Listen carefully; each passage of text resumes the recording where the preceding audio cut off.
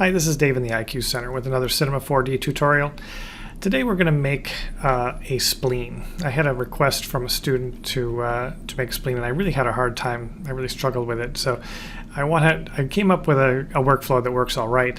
So in this tutorial, we're going to put a reference image into our Cinema 4D document and use it to model a spleen using primitives and sculpting. So let's jump into Cinema 4D and take a look at how I was able to do this. So first of all, I'm going to switch over to just a Google image search. This is an image of a spleen that we're going to use as our reference image. I just saved it to the hard drive. And in Cinema 4D, we can put reference images in any of the top, left, right, and bottom views, but we can also put it right in the 3D view. And let me show you how to do that. We're going to put in a plane first, and I want to rotate that plane upright. So I'm going to rotate that 90 degrees up. I'm holding the Shift key down to limit my rotation to 5-degree increments, and then I'm going to make a material. So double click down here in the material manager, and in the color tab I want to add a texture. So I use this little down arrow, and up at the top I click load image, and I saved that spleen screenshot to spleen 1. It's asking me if I want to put it in my path. I don't really want to, because I'm just going to use this one time. So now I've got a material that has that spleen image on it. You can see a preview over here. I can just drag that onto the plane, and there it is. Now, by default, it fills out the plane, which is a square, and the image was not a square. But I can just go to the plane and change its height to make it sort of match the aspect ratio of the original image. And this isn't really that critical. This is sort of just a rough approximation. So there it's sort of looking the way I want it. I can rotate this around, and it's a three-dimensional, or it's a 2D image on a plane in our 3D space. So now I can sort of model something in 3 dimensions that sort of looks like this. And the way I came up with was this sort of looked like roughly like an orange slice. So we're going to use the slice feature in Cinema 4D. And slice doesn't work with spheres, so we're going to use a capsule. So I'm going to drop a capsule in the scene.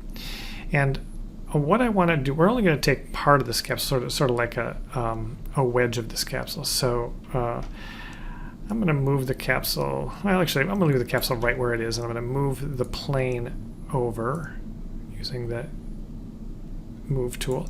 Then I move the plane, or our reference image, up so that it's centered.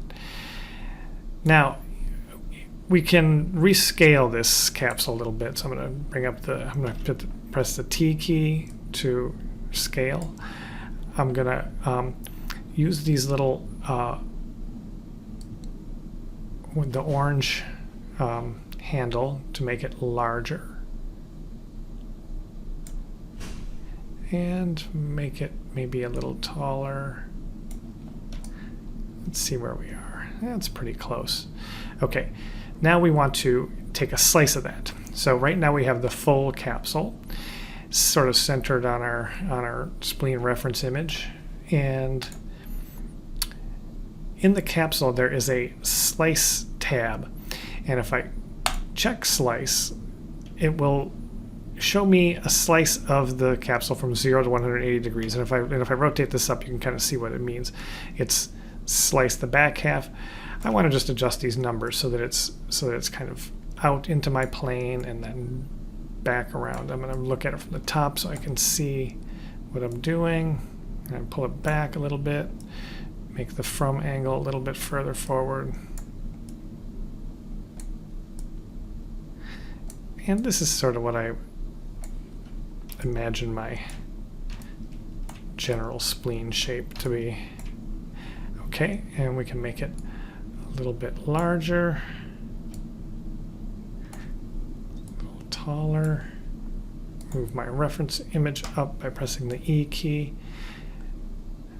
Okay, now if I turn on the lines in this drawing, you'll see that there's a kind of a not great geometry. What I kind of want to bend this a little bit, and there isn't much geometry to play with on the face of these of this capsule. So there's a little check mark that we have to do on the slice tab in the capsule, and that is regular grid. If I press regular grid, it's going to make a grid out of that. And we can also up the segments a little bit. These are called cap segments along the top here. Oops. And these are called height segments. The height segments are mostly okay. I might up those a little bit, but I really need to up the cap segments a bit. There we go. That looks pretty good. Okay, now I want to bend the whole thing kind of about the Z or the Y axis.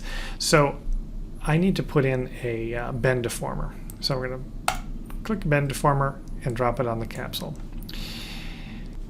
Okay, now I've got the bend deformer in here, and I'm going to play around with the strength. Okay, and the default for the bend deformer is to not keep the Y-axis equal, and you can see what happens here. It kind of stretches out my spleen.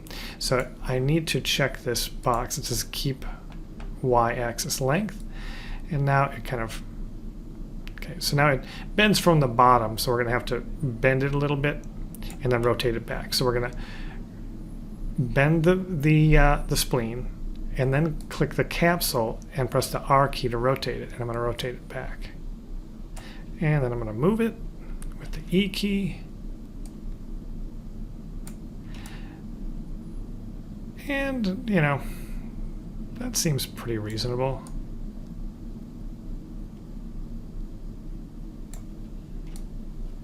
There we go. That sort of is the general idea of the shape.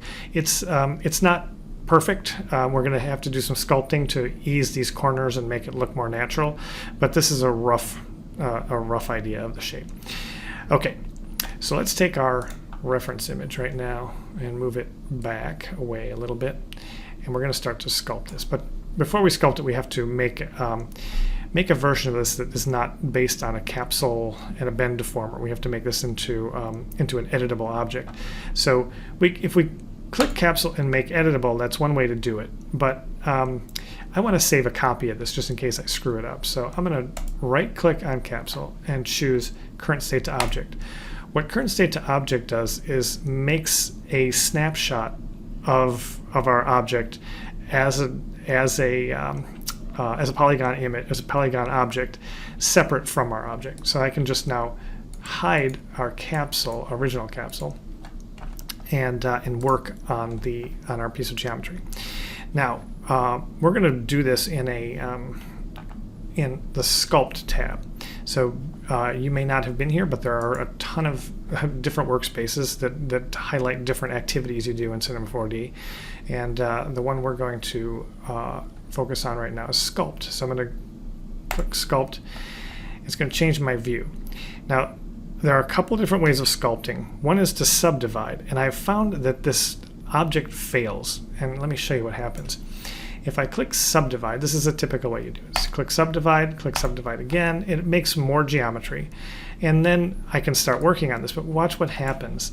If I take this smooth tool, for example, and go down along this border, it does something weird. It unzips the you can see it just opens up the model, and I don't want that. So I found a better way to do this for this particular shape, and that is to use the volume mesh. So I'm gonna undo this, and we're gonna press volume mesh, and I'm gonna use this little gear icon, and I'm going to change my voxel size down. So this is it's like the volume builder in Cinema 4D, which you may have used before, and let's just give that a try. We'll try it. Voxel size of 5, and it's okay. It's a little boxy, so we can play with that a little bit. I'm going to click volume mesh again. and change my voxel size, down. Try to make this like around 3. And let's put a little smoothing in there too. Maybe a 10% smoothing. And there we go. So that was a voxel size of 3 and a smoothing of 5. And that looks pretty good. And this we will be able to sculpt. I've left my reference image there in the back so we can kind of see what we're doing and try to match what the reference is. So one thing that I've seen in all of these, the spleen imagery that I've seen, is that these two faces need to be concave, and the middle of this needs to be flattened. So there's a whole bunch of tools here for pinching and flattening and smoothing and basically treating this like a piece of clay. What we're going to do to start making this part flat in the center here is a tool called flatten. So we're going to go flatten. And when you choose a tool, you have a whole bunch of control over the size, the pressure. If you're using a tablet, you can actually map the pressure of the pen to the pressure here. But for us, I'm just using my mouse, so we'll leave that pressure 80 or so, and we'll make the size a little bit larger, 33. And then when I click and drag along here, you can see that it flattens, and it flattens sort of in the plane that I'm looking. So I want to look straight down the object, and we'll just keep flattening. And so what I've found is a workflow for this is to use the tools and then use the smooth tool to smooth out what you've just done. So that looks pretty good right there. I can see that it's flattened, but in a lot of the models that I looked at, this is actually concave. It kind of pushes in a little bit. So we're going to use a knife tool for that, and by default the knife tool is usually kind of sharp, but we can widen its scope by using the size, and by also changing this pinch value. So we're going to up this pinch value, and then we're going to start. Oh, that's a little bit too much. Let's take it down a little bit. There we go, maybe a little more. Pinch is how sharp the cut is, and push is how much it pushes into the screen. So we can back these both down a little bit. And now we can start to maybe make that pinch a little less. And now you see we're sort of working in. Now this is pushing in. If I rotate around, we can. And then we can use the smooth tool to make that a little less severe. Okay, that looks pretty good. So now that's sticking in. That's where some of those arteries and vessels will enter the spleen. And then also these lobes on both sides need to be concave as well. So we're going to go back to the knife tool. Maybe make it a little wider, make the pinch a little less, and just sort of work this in. Don't worry if it's a little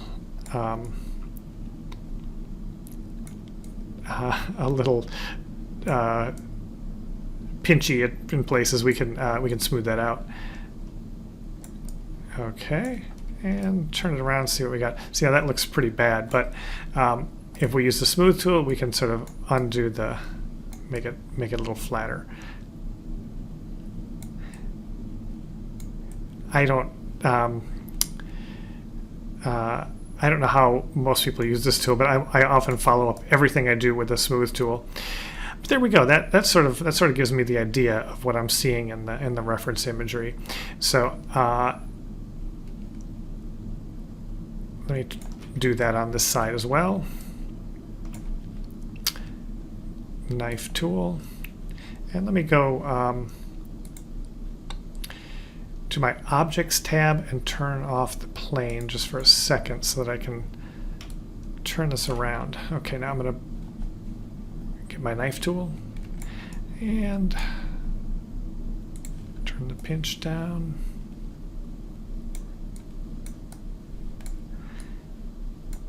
Okay, so we're now sort of pushing in this side.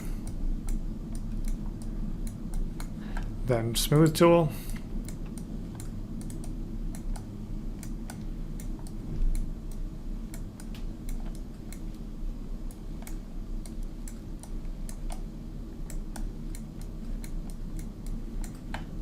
Okay, that looks pretty good.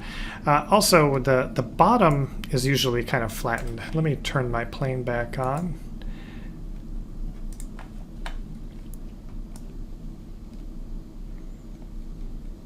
This particular reference image doesn't really show that, but in some of the other reference images that I saw, this bottom is flattened. So we'll take our knife and kind of push in this bottom.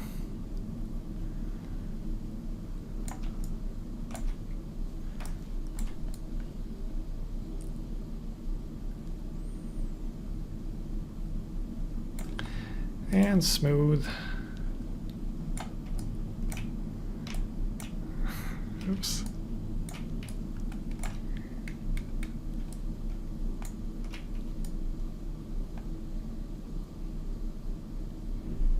Okay, I think that's pretty close. It gives us the impression of a spleen anyway, and in subsequent videos we'll attach some blood vessels to this and make it look even more like a spleen. All right, that's it for creating the spleen. Thank you for listening.